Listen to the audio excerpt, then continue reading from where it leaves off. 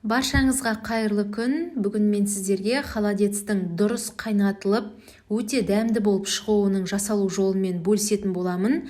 Видеоны қарамас бұрын YouTube арнама тіркеліп, жанында қоңыраушамен лайк басып, комментарий қалдыруды ұмытпаңыздар. Ең алдымен осы үйітілген сирақты кең ыдысқа салып, үстіне таза су құйып, содан соң бір ас қасық ас содасын салып, жақсылап араластырып, жаңадан алынған, мүлдем қолданылмаған таза қырғыштың көмегімен қырып, тазалап, әппақ қылып жуып аламыз. Жалпы негізі холодецтің жасалу жолы өте оңай, сонымен қатар оның денсаулыққа да пайдасы өте зор. Құрамы тұнып тұрған коллаген, сонымен қатар кальцийге, магнийге және де микро-макро элементтерге бай болып табылады. Осылайша міне таза суға жақсылап тағы да бір рет жуып алып, кастрөлімізге орналастырамыз.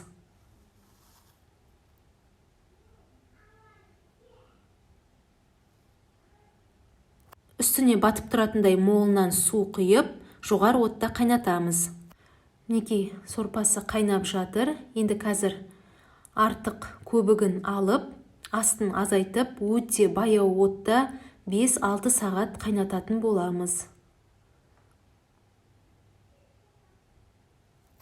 Мінекей сирағымыз толығымен анық 5 сағатта пісіп шықты. Бұның піскенін қайдан білеміз? Осылайша міне сүйегінен еті, сіңірі ажырап, осылай бытырап жатуы қажет. Содан соң бұны жақсылап таза ыдысқа сүзіп алатын боламыз. Мүлдем сорпасында уақ, майда сүйектері қалып қалмауы қажет. Содан соң осы сүйегінен ажыраған етін толығымен суытып, ұсақтап көбіктап турайтын боламыз. Жалпы өз басым тұтынбасамда көпшілігіңіз колбаса, сосиска өнімдерін қолданып жатасыздар. Соның орнына денсаулығыңызға пайдалы қолдан осылай холодец жасап жегендеріңіз дұрысырақ болады. Енді осы қайнап жатырған сорпамызға жаңағы ұсақтап туралған еттерін саламыз. Содан соң дәміне қарай бір ас қасық тұз салып, жақсылап араластырып, әбден қоюланғанша ары қарай баяу отта қайната береміз.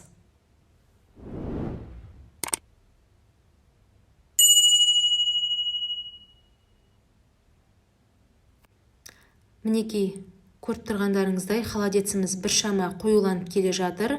Содан соң оның үстіне үкіштен өткізілген сәбізімізбен сарымсағымызды салып, жақсылап араластырып, тағы да әбден қоюланғанша, асты жабысқанша қайнататын боламыз.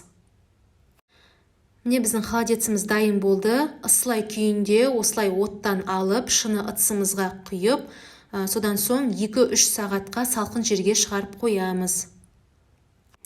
Мінекей холодеціміз әбден қатып дайын болды. Сіздерге қазір арасын кесіп көрсететін боламын.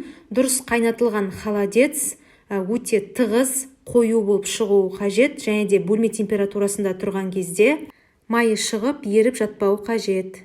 Сіздер де міндетті түрде осы рецепт бойынша жасап көріңіздер. Дәмі өте керемет болып шығады. Астарыңыз дәмді болсын.